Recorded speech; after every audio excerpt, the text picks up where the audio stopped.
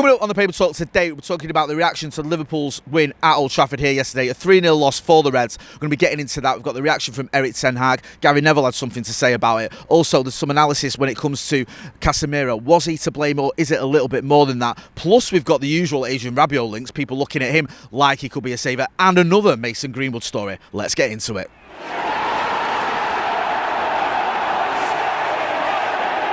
Jay here from Stretford, Paddock. This is the Paper Talk. As you can see, I'm outside Old Trafford and the weather, it's spitting a little bit, but I'm going to risk it without my parka.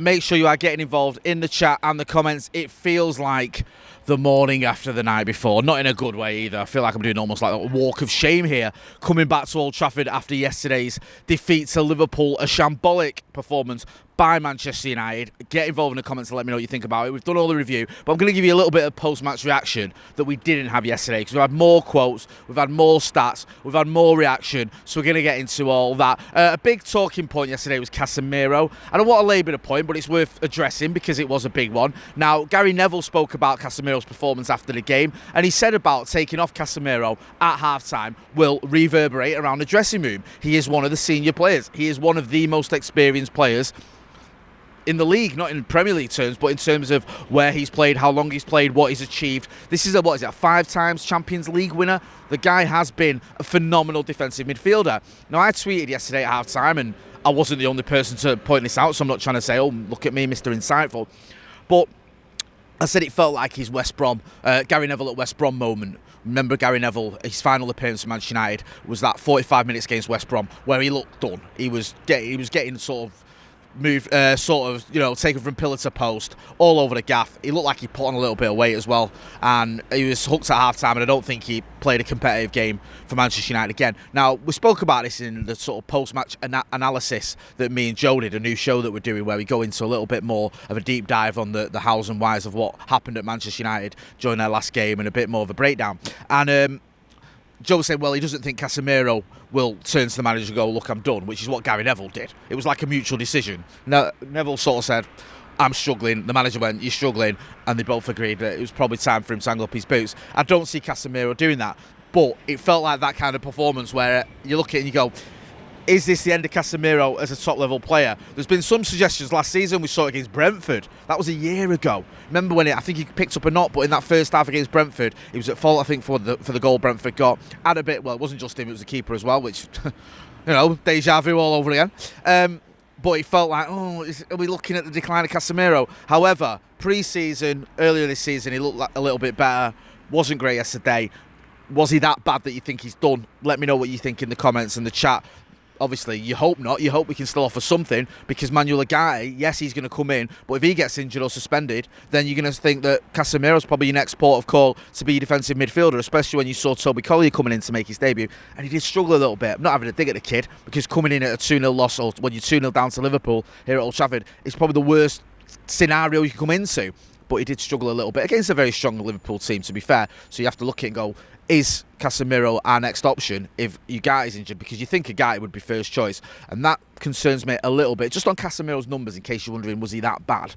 I think it was 73% possession, 13 times I think he gave the ball away, and it was one time he gave the ball away, which led to a goal. He was also dispossessed one here, which was sort of led to the second goal as well. Not a great afternoon for Casemiro at all. The question is, how fatal was it? Is this like an afternoon that is that bad coming off a season that wasn't great, where you go, something needs to change? Now, Bruno Fernandes sort of stuck up for him a little bit post-match. He was saying it's not just about individuals. I'm not going to talk about Casemiro giving the ball away or Casemiro giving the ball away. I'm not going to talk about that. It's like, he sort of alluded to the idea and mentioned the idea. It's the fact that the whole team has to take some responsibility. And he's right.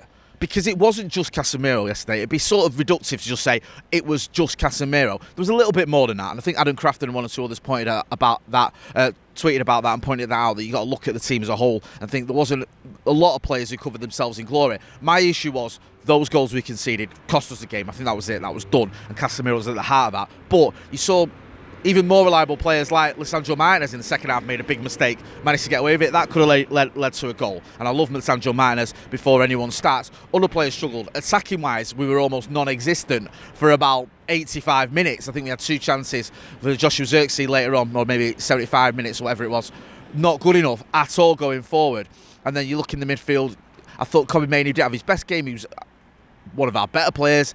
Defensively, though, I don't want to do another post-match analysis. I've done it. But I get the idea that it isn't just about Casemiro. We have to look a little bit further than that. Get involved in the chat in the comments and let me know what you think. Because obviously, you look at the goalkeeper as well. He struggled. His distribution wasn't great. And you saw him struggle for that solid goal where he left a big space. These are issues that the manager's got to address. Now, on the manager, he said he's not Harry Potter. All straight away, people have been quoting that going, Harry Potter? More like Brian Potter. Not even Graham Potter. I get it. It is a bit of an odd statement for the managers to make. He's talking about the idea that he can't wave a magic wand around. I think that's what Harry Potter has done here. He can't wave that around. Don't roll your eyes, producer Ethan. Some of us aren't Harry Potter fans. I'm a 44-year-old man, all right? He can't wave a magic wand around. He's got players coming in, making their sort of first start in the Premier League. He mentioned that. He mentioned the fact as well, Manu Gatti is going to be about a month till he's fit. I understand all that. The issue you've got is we're not just talking about now, we're talking about a manager in his third season at Manchester United. And the optics don't look great when you're going up against a manager who's in his third game and his team look far more coherent, take you to the cleaners. It doesn't look great. The issue is, or the sort of defence I would say is, Arne Slot inherited a team that was, had a few world-class players in that was pretty strong, and he's just carried that on. He's continued that. Didn't really make any signings, and in a perverse way, that's kind of helped him because the team's pretty settled, and it's just kicked on a little bit from last season. But I'm not going to stand here and make excuses for Erik ten Hag. He needs to look at himself. I think he's under serious pressure. Ruud van Nistelrooy is in that dugout, and people are already looking at Ruud van Nistelrooy as a potential successor to Erik ten Hag. We're only 3 games in. Come back from the international break. We've got a run there, and I think we can assess it after that run, and maybe by Christmas we'll have a clearer sort of idea on Erik ten Hag's future. But there's no denying that a manager who loses 2 of his first 3 games in the season, including one at home to Liverpool, who finished 8th last season with about 14 losses, whatever it was, isn't under pressure. He is. We all know that. So let's not deny it. Let's just wait and see what happens, because I don't expect Ineos to make a decision now, but one could be in the pipeline if things don't improve. And they need to improve, because I cannot be putting up with any more of that garbage that I witnessed here yesterday. Let's move on. Just quickly on, it's a sort of follow-on from yesterday. Say let's move on, and I'll mention it again. But there's a lot of people suggesting Adrian Rabiot's going to come in. We need another midfielder. I mentioned there if Manuel Ugarte gets injured, it's Casemiro, and people are doubting him. People saying Colley's not ready. Is Adrian Rabiot the answer? Now, he was linked with the club quite a lot. We know we tried to get him a year ago. He is a free agent at the time of recording this anyway. So there's some suggestion that maybe Manchester United can go and get Adrian Rabiot and bring him in. That ain't going to happen. I'm going to stick my neck out and say it ain't going to happen. He's been linked, I think, with Galatasaray. They could be coming in for him. There was some suggestions, I think, was it Tribal Football and one of some other publications was suggesting United could try and get him as a sort of, another option in midfield. It would stink of desperation. It would fly in the face of all this idea that Ineos have a plan, that there's a real structure at the club, that we know what we're doing with transfers. If we went, we just lost 3-0 to Liverpool. Who can we get who's a free agent? Let's go and get him in.